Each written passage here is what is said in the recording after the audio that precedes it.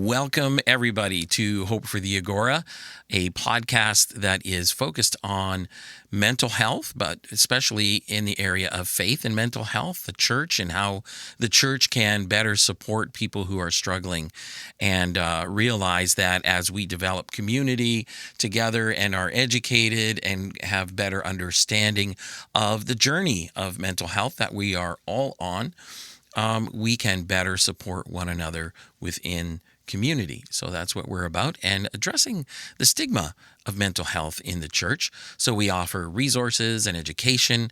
Hope for the Agora is a podcast that is part of Agora Network Ministries that you can also find online. And we have different things available to you, courses. One is free in particular called Building Resilience. It's a 6-week course. A lot of people have appreciated it so much. We have now put it on video for you, which is fantastic and free of charge. We also have coming up in March, and March 25th, there will be a special webinar with Laura Bruno, who is one of our great team and does some great teaching. She's a registered psychotherapist. And we hope to have her with us, actually. I hope to have her with us at some point on the podcast so we can talk about stress and things like that. Because she knows all about that. And it's good for us to talk about stress sometimes because we get stressed out. And who wants to be stressed out? And sometimes life just happens. And yeah, so I hope to have her on in the not too distant future. But a special announcement before we get going, and I introduce our guest today as she's going to share an incredible story of a journey that involves mental health and disease and support. And so we want to get to that. But before we do, men, if you're listening, I want you to take note because you need to set this aside a weekend I'm going to tell about for the Cultivate Women's Conference that is coming. This is the second annual, and it's coming May 1st to 2nd. And why did I say that to men? Well, because, hey, you guys don't book anything except to take care of your kids, okay? Or if you're not married, encourage your partner, your friend, your sister, your brother, not your brother, forget it, just your sister, to go. Because all accounts, it was amazing last year, and it looks like it's going to be more amazing. You can get more information. So women, sign up. Husbands, get your wives to sign up. Hand them the dough to let them go. It's an amazing weekend. My wife went last year, and she says it was incredible, just incredible. So she's super excited about going again, and it will be in Hamilton, Ontario, on May 1st and 2nd this year. So space is limited. You want to register, and also you'll probably have to book a hotel room if you don't live around Hamilton. Okay, so anyways, again, thanks for joining us. If you would like to leave us a note, a comment, please do that. Feel free. We're in process of getting our website up. We've been sort of going through Agora's website, but we're getting our own together, so you'll be able to follow us there. But we are on the social media. We are on Facebook, and we are on Instagram. And now that we're doing video, we are on YouTube. So you can find us on all major platforms, whether you want to listen audio or listen and watch video. Okay, so I'm so glad you're here. Let's get into it for today because I don't want you to miss this story with our special guest.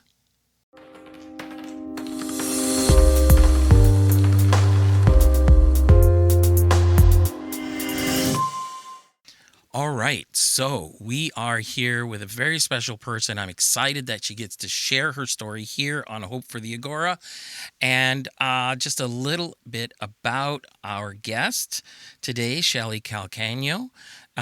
She is an author. She is a writing coach. She has done, we'll talk about the most recent book that she's done. She's also written a children's story. She and works for Compassion Canada. So sounds like a pretty special lady. And she just lives a little bit away from me. I didn't realize that. Like she's just over, maybe half hour from me, 40 minutes. And so that's awesome. Right now we're recording this. It's a blistering snowstorm out here and I barely made it home for this interview. So, Shelly, so glad to have you with us today. Thank you, Alan. It's so great to be here. Yeah, we're pretty much neighbors. We're Niagara region neighbors, so Yeah, that's pretty cool. yeah, for sure. So, we're going to talk about this story that you wrote about. And as I was reading it, I realized that it's an ongoing story. Mhm. And so, folks, you can see this. Her book is called The Longest Goodbye. And tell us a bit, like, maybe a nutshell, how would you describe The Longest Goodbye in your own words? Well, this story is a journey that my family and I went through with our mom and her experience, her path, her life with Alzheimer's over the last decade. And it's a story that really, um, comes out of our own family experience, comes out of our own pain, and then also some of our joy moments that we found along the way too. I feel like when we were on the journey, there wasn't a lot of hope that we could find in a lot of our situations. So when I wrote this book, I really also wanted to focus on hope because I really believe that whatever situation that you walk through, there's always joy that you can find. So that's the underlying message of this journey as well. Yeah, and it absolutely comes through almost every page, for sure, every chapter. There's this Thank you. nugget of hope, Hmm. and you're kind of going, oh, it can be okay. You Hmm. can make it through. And Hmm. so I think of so many people that I know, and as working as a pastor, that we have in our own congregation too, and that I've known over the years, of different people who struggle with Alzheimer's. And Hmm. it it's not all like the same journey for everyone, and the time frame is different for everyone. But so you wrote Yes. this incredible book, which I appreciate, and it's I'm not going to say it's an easy read, Hmm. but it's not like this thing that you're going to have to go over, and sit down for a month or more to read it. But it's Yes. just, and great reflections at the end of each chapter. And so I think of people who are struggling with, as being caregivers for someone in their family or friend that has Alzheimer's. This is just a nugget. So I know that Thank you. part of what inspired you to write the book was because of your Hmm. own mother's journey. But what take us beyond that? Like, what got you to say, "Well, I need to write about it," Hmm. because it's deeply personal. Yes, I think when we first started this journey, it was really hard to talk about, even within our own family. Our past family history on my mom's side, her father had Alzheimer's and passed away. Her two brothers. So when we were just faced with the realization that this was going to be the journey for her too, it was just so Mm-hmm. hard for us to talk about. And I have two wonderful brothers and a great father. And just being the oldest daughter, I just carried a lot of it. I felt internally, and it was just really hard to communicate how we were feeling. And I just really thought, as the journey went on, I thought, I don't have an outlet here. I need to start talking about this. So I would start blogging little snippets, Mm-hmm. and people just started to respond. And I just really realized that there were other people on the same journey. And sometimes we're going through things and we don't realize that other people are going through things too, until we start speaking about them.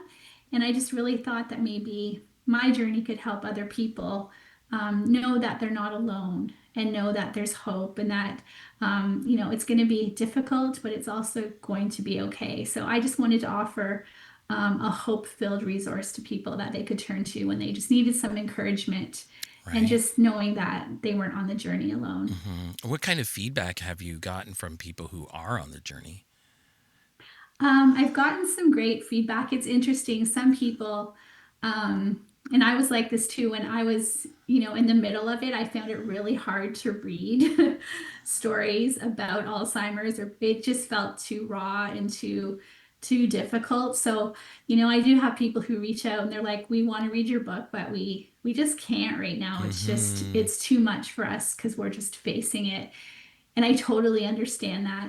But at the same time, I wish that I had had something with some hope when I look back. So I always encourage them. Yes, I know this is hard, but I would just love you to dive in and just, you mentioned it's not a huge long book. It's meant to be like little chapters that you can digest and little thoughts that you can stand in, and just on the Mhm. days where you just need something little, maybe there'll be some encouragement in there. So it's just my hope that people will know that they're not alone, and that it's okay to be struggling and thinking about this.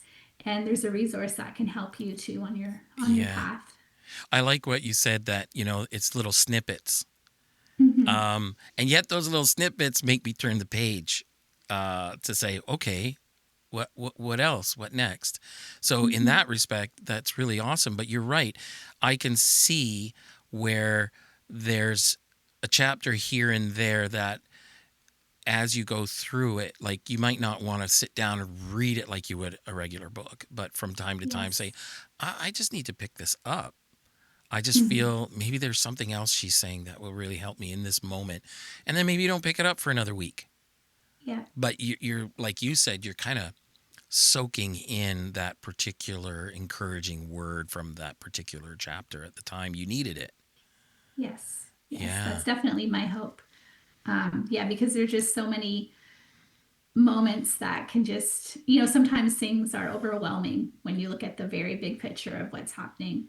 But like you Mm-hmm. said, sometimes little breaking Mm-hmm. things down little by little can often just be more helpful, I Yeah. think. Yeah, those nuggets. So Hmm. let's go to how the journey began for you.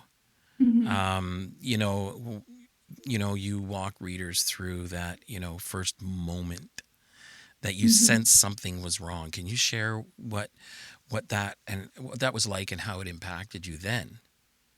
Yes. So the first chapter of the book is called Yellow Flowers. And this is just etched in my mind for forever. But I just remember, my parents had a lovely cottage, and we would go there as a family with our kids, my siblings, all of us every summer. And that particular spring that we were there, I think we were doing our spring cleanup. My brother was, with my mom in the yard, and she was trying to talk about the dandelions that were everywhere in the yard. And she couldn't get the words out. She couldn't figure Mm, out what they were called, so she called them yellow flowers. And it was just like my brother just had this kind of instant kind of thought. He just recognized that she had lost her words and she didn't know.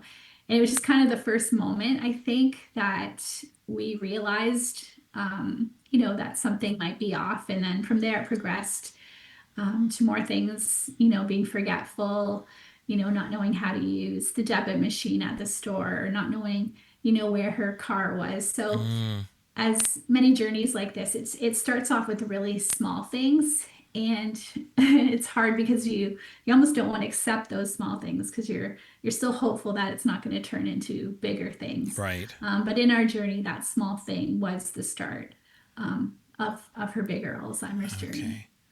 What was the early emotional landscape like both for you and your family, your siblings, and children that might be involved when Alzheimer's began stealing words and moments Hmm. and memories? Yeah, I think for us, initially we were in a pretty heavy state of denial, and not wanting to talk about it. Um, we just, with our family history too, it felt too painful to say out loud. So, and I remember, trying to have these conversations with my brothers, like my brothers and I would talk a little bit, and then to have to like go to my dad and just like, are you noticing? Like that was really the hardest part. Just, I Mm, think for all of us, just recognizing together that something was wrong. I remember we planned this, the four of us went to the Alzheimer's Society, and it was very early on. And they were wonderful, but we were not ready to be mm, there. We were not ready for that conversation. It just, because she was still, very functional. She still had, yeah, she was still herself. We had just noticed that the journey began. So at the beginning, we just didn't really know what to do. It was yeah. just like, it took a while for us to like, accept things and then put a plan into place. Like, how are we going to move forward with this? Right. And how old was your mom when you began to notice these signs? I would say, oh my goodness, I'm terrible with numbers. I think probably when she was around 66, 67. Okay. That's still So pretty young. yeah, for Yeah. sure. Oh, wow. Yeah, Okay. yeah. So how did your understanding, like the title of the book, The Mhm, Longest Goodbye, is really capturing when you realize what it's about? What, mhm. how did your understanding of saying goodbye evolve from the early chapters to the later ones? Yeah, in the beginning, I feel like, the goodbyes weren't as frequent. It was okay, there's memory loss that's happening. Hmm. There's some, things that are a little bit off. But obviously, as things progressed, the goodbyes became more drastic and more dramatic, when she's no longer able to, recognize or, the names of people in the family or know how to do basic tasks. Eventually down the road, not able to really communicate. Like, I feel like the goodbyes started off small, and yes, they were painful, but as they grew into bigger things, the goodbyes got harder. And it's this saying goodbye to somebody like one piece at a time. And Oh, as you yeah. get closer, to the end, they're much bigger goodbyes and they're much harder because you just realize, the magnitude of what you're losing and that Right. you're not going to get it back. Yeah, that's a big part of our grieving. But it's Hmm. like we call ambiguous grief. The Hmm. person is still there. They're not completely gone, as Yes. in as a person passes away, then you go through that grief, but they're no longer there. But now Yeah. you have these little bits of loss, little bits of loss. So it's almost like, and now when I think about that and I think about your book, the stories in there is like, yeah, there's this years of ongoing loss, a little bit here, a little bit there, Hmm. something bigger here, because then that loss attaches to some other losses. You realize Yeah. if she's lost that, then what else has she lost now that we Yeah. don't see, but it's there. But then along those lines, you still write that like joy and grief walk side by Hmm. side still, and I think that might be hard for some people to grasp how they can be side by side. Can you unpack that paradox for us? Yes. Well, for me, I really made a conscious decision early on. For some other context, my mom passed away 3 years ago, so Mm, it's been 3 years without her. But at the beginning of the journey, I had the most wonderful mom. She was incredible. She's my best friend. She loved me so mm, well, loved our family so well, the heartbeat of our family. And I just really made a conscious decision that even though it was so hard and difficult to be walking through this goodbye with her, that I still wanted to celebrate and have joy in all of her moments because of all the joy that she gave me in my life. But also, I just felt like she was still worthy of being celebrated. mm. Her memory was going, but she was still our mom. She was still, you don't know what a person is listening to, can hear, understand. And I just really wanted to still celebrate her. So I just kept looking for joy in the moments, Wow. small things along the way.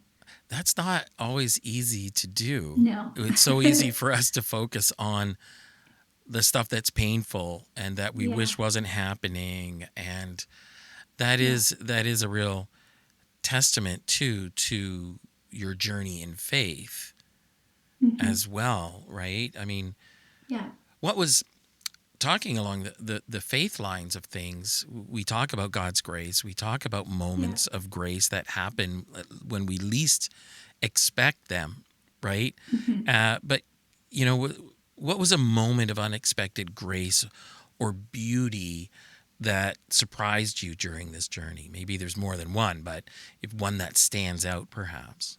Hmm.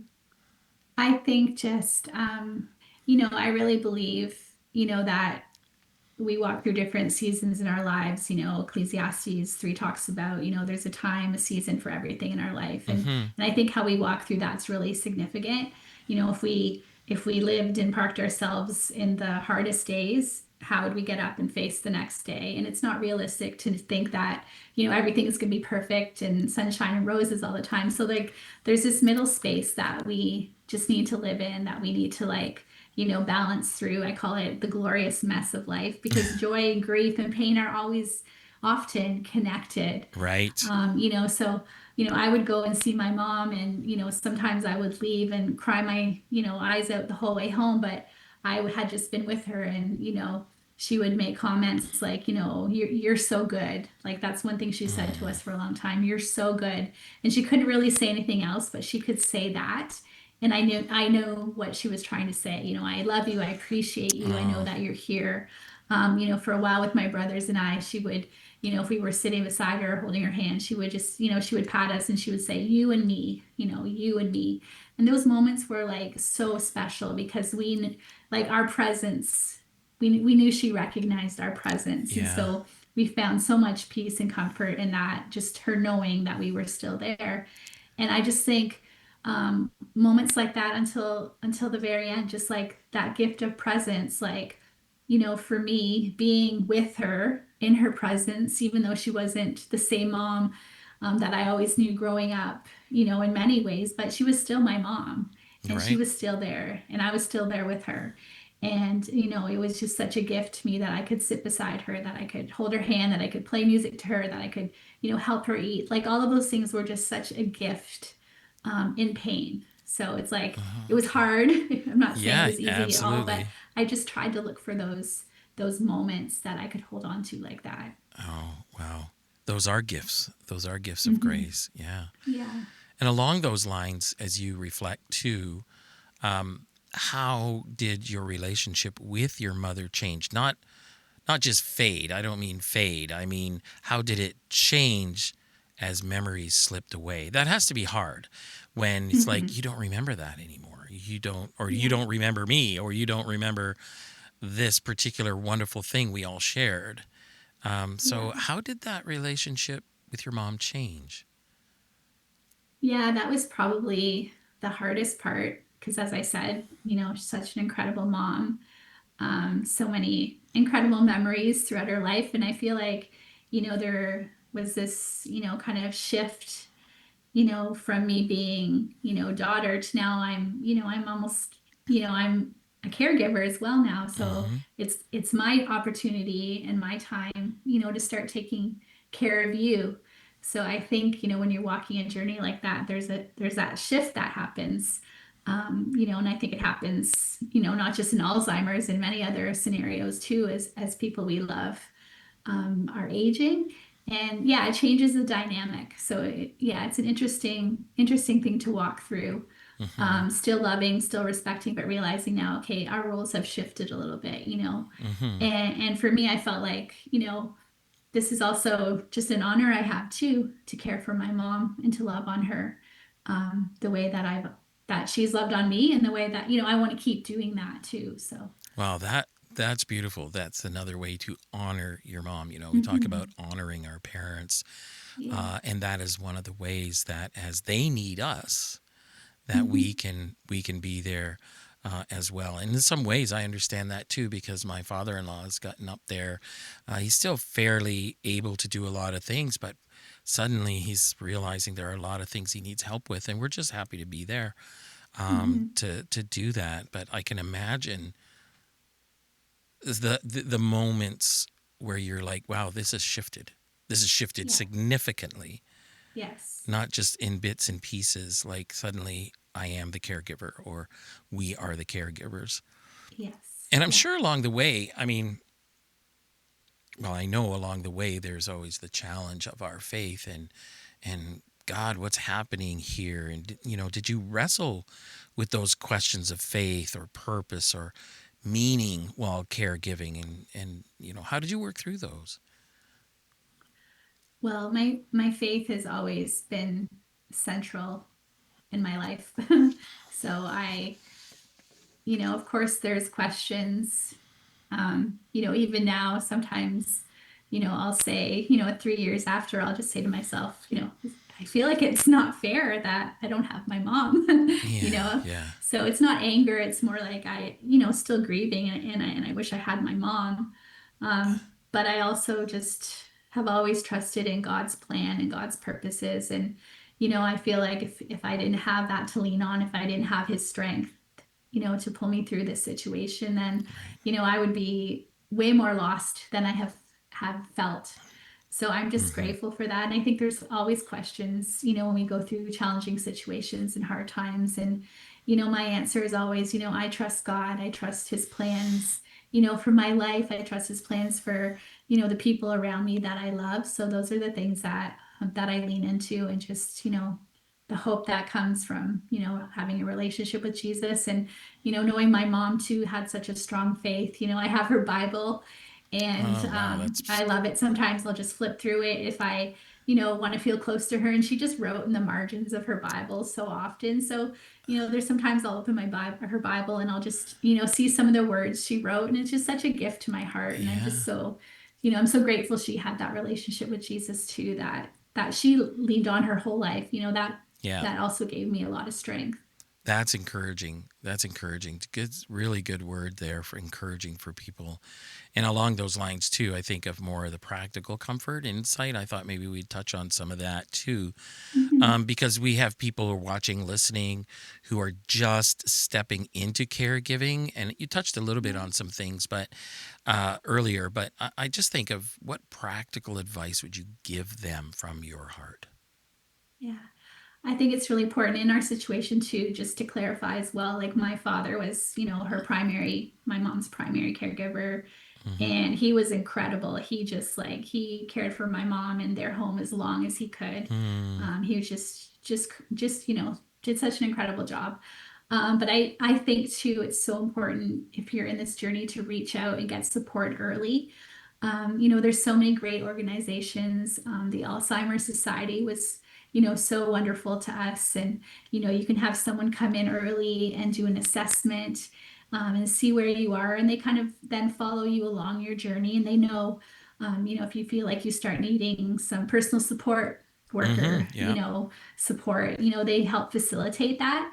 So I think it's really important to get connected with those organizations. We probably waited a bit longer in hindsight, than we should have. We probably could have used help a bit earlier. Right. But anytime anyone comes to me and asks me for, what should we do, I always recommend that to start, just because of all the support groups, everything, that they have. And I just think too, for the caregiver, I know for my father, it was really important for him to just be able to get out and have some, mental breaks. Often, I would go over a couple times a week. So I would, of course, go to see my mom and spend time with her, but I would also go so that he could go. Yeah. He could go out for a walk. He could meet a friend. He could, just go out to the mall, just to give him that mental break, because Yeah. caregiving is just such a heavy load for people to carry on their own.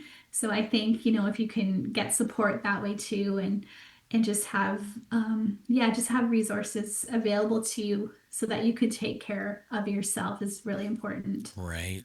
And I think carrying on from a previous podcast with Glenn Taylor about dementia and the church, one of the things that comes into play here then, like as church members, if you have a good community around you, they can step in too to give Hmm. some relief, right? Because Yeah, the caregiver has to take care of themselves as well, yeah, right? yeah. Because the like as you've been describing, the amount of weight that Hmm. comes with that caregiving, a lot of times, and it's been my experience too, in a caregiving role where people are always asking about how's so and so, how's your mom, how's your wife, how's your, Hmm.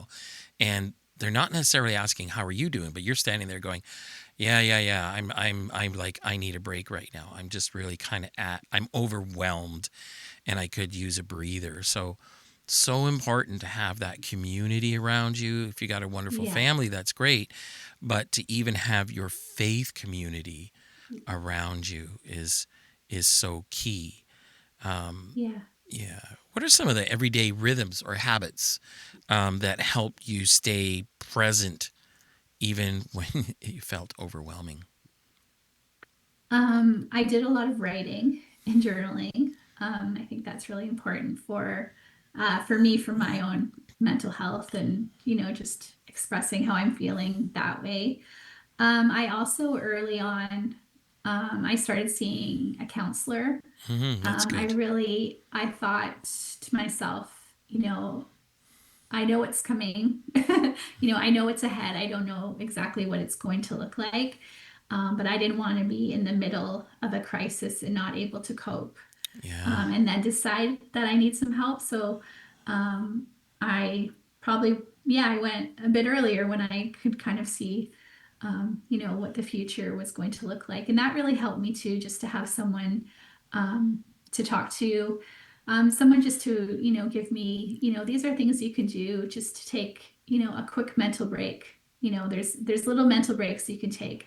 Then there's, Hmm. bigger breaks that you need just to help, get those things, in my mind for me to kind of incorporate into my own life. And again, I wasn't even the primary caregiver, but I Correct. still realized that I needed some help and I just needed someone to help me navigate what was coming. So I just tried to, make sure that I cared for myself too. Yeah. I tried to make sure that my dad cared for himself too in the middle of everything. Yeah. Um, yeah.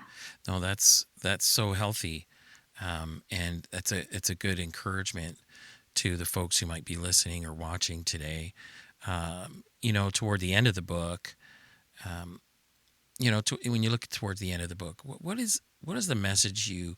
I know we've touched on a little bit of this, but I'm just thinking like zeroing in here a little bit more. Like, what's the message you most want families to remember as they walk their own longest goodbye? What do you want families to remember?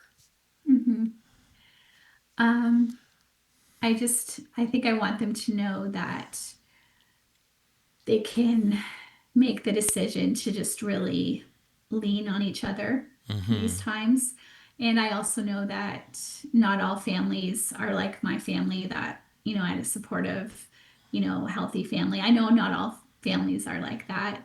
I think if you're in a situation that's challenging within your family, then again, like look for that support, look for that help. Hmm. I think when you're facing a journey like this, the way that you reach out to other people is just so important and so key. And and I think just always just looking for gifts in every season.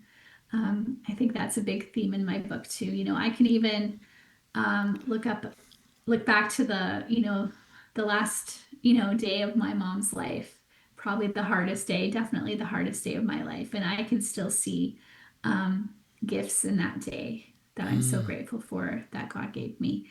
And so I think that just looking for that as families is so important. Communicating with each other is so important. And just knowing that that you can have joy on this journey.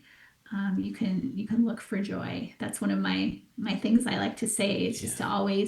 just always look for joy. And I know that can sound so simplistic and Hmm. so easy, and it's not, because I recognize, there are hard things that we walk through. Yeah. But I just believe sometimes we can just try to, yeah, just look for what God's trying to do in the Yeah. things that we walk through. Yeah, that's a good word. I'm also thinking along those lines for someone who might be feeling alone in this Mhm. caregiving season. Maybe they don't have all of that around Yeah, them. Yeah, what would you say to somebody like that? Like, we've got family, yeah. uh, which is very supportive, but maybe they don't, and they hmm just feel like it's just me and my spouse or my parent, and hmm I'm caregiving to this person.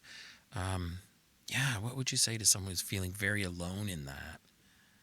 Yeah, I think again, there's so many community resources that you can reach out to through the Alzheimer's Society. There's support groups. There's programs that you can bring people to go together and just get that support. I just think Yeah. that's so important. And even online, there's so many resources online now that I didn't even realize about when I was going through my journey. Just lots of encouraging places you can go, even on, TikTok and Reels. Right. There's a whole caregiving community online, offering support. So, if you are, caregiving and you can't get out a lot, there's places you can look for hope and encouragement. Right. And I think it's always good too to remind people that just to look around you, Mm-hmm. like we talked about before. I think a lot of times when you're on a journey like this, it can be really easy to isolate yourself, and then Mm-hmm. you just start feeling more and more alone. So I think it's also important for people to look for Right. people, Right. Even if you're you not know, alone, you can isolate to yeah, feel alone. yeah, yeah. Yeah. Just look for people that need that support and encouragement, because the reality is, in Canada right now, there's over 700,000 people who are dealing with Alzheimer's, and that Oh, number is wow. just going up. So I don't think it's crazy to almost everybody knows somebody in their Mm-hmm. circle Yes. affected by Alzheimer's dementia. So just look for those people and, and reach out to them and just Yeah. let them know yourself, let them know that they're not alone, that you see them. Yeah. Often that could just be the encouragement that somebody needs. Wow. This has been so great. Your story and how you've unpacked so much of this for us. And I just think people who are, working through this, or as you say, dementia, or in a place of caregiving, but it's in particular around Alzheimer's and dementia, it comes with its own particular struggles as you see the person slip away a little bit by little Mhm. bit, uh, especially in their minds and their memories, in a different way than how other people from diseases or whatever other diseases are slowly slipping away. But they still have Mhm. their minds about them. They still have their memories. They're still, for lack of a better term, with it in many respects. Mhm. Right. That makes it different. So as we're coming to a close here in our time together, which I really appreciate you taking the time. We had to rebook this, my fault. But No.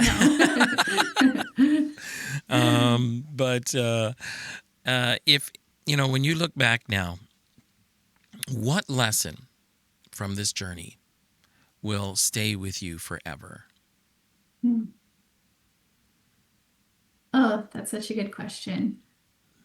I think to always work really hard at being present Hmm. and not running away, even though things are hard and painful, but just to stay there, to stay present, not to shut down, just keep moving ahead and draw Yeah. from the strength and the grace and the hope that's around you, but stay present.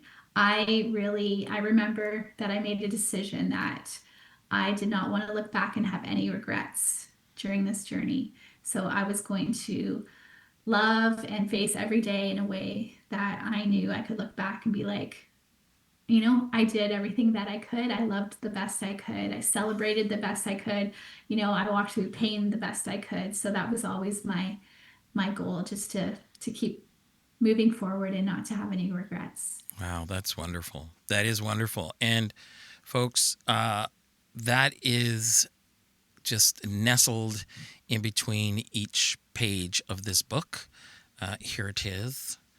And The Longest Goodbye is a beautiful story. And as it says in the subheading here, a family's hope filled journey through Alzheimer's.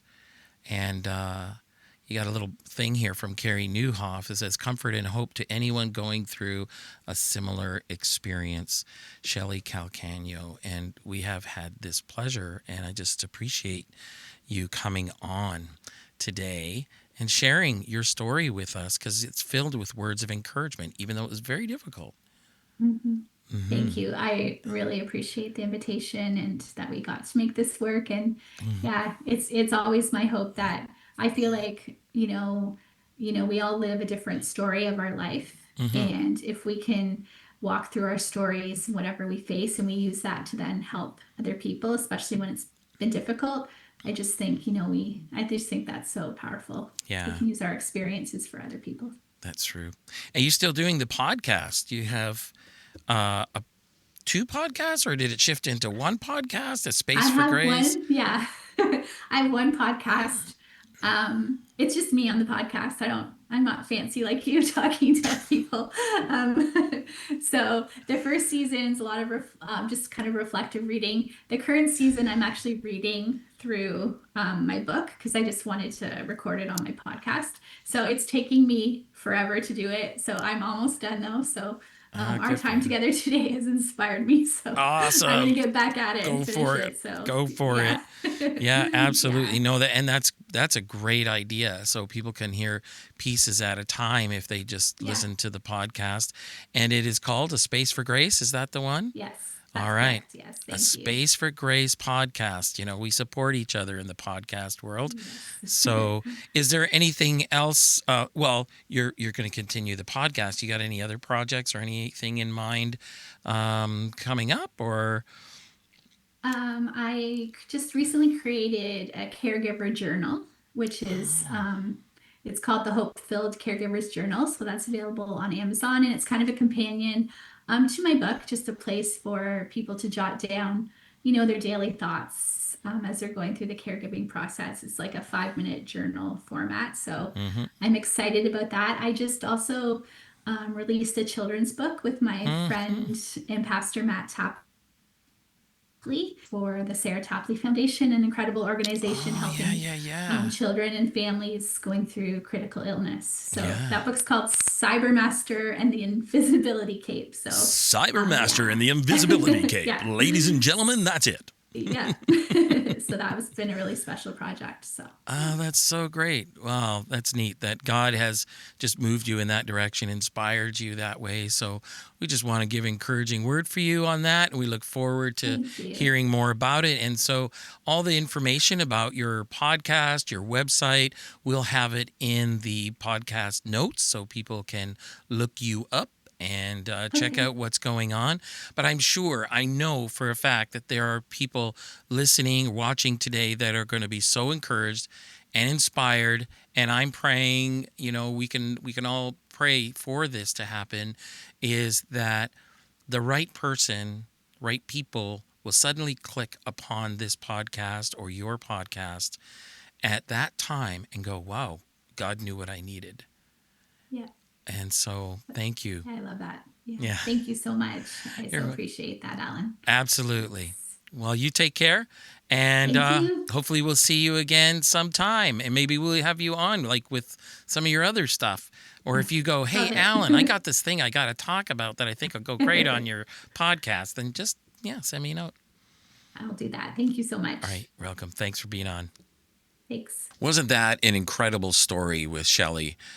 That journey, and to hear how God and others were there for her and her family. And that, like I said at the beginning, this is an ongoing story for them as they continue to reflect and share it with others of God's faithfulness in the journey. And so that's what we're about. And we appreciate you coming and joining us. I guess the one thing I would like to encourage you is that we're always looking for financial support so we can keep bringing this to you and get other really awesome guests and whatnot. And as you can see, we've done some work to get it now on video. So that took a little bit as well. Your donations are so helpful, and you can do that through Agora Network Ministries if you go to their website, agoranetworkministries.com, and we'd appreciate it. Or maybe you would like to get your business, maybe you're in a counseling service or something like that, or you're just a local business person who says, I want to financially support an episode. And you'll be able to find more information about that too if you email me, hopefortheagora@gmail.com. But thank you again for joining us. Remember to like and share, but also to follow us on socials, Facebook and Instagram. You'll find us there, Hope for the Agora. I pray that God just blesses you so much that it just keeps a smile on your face.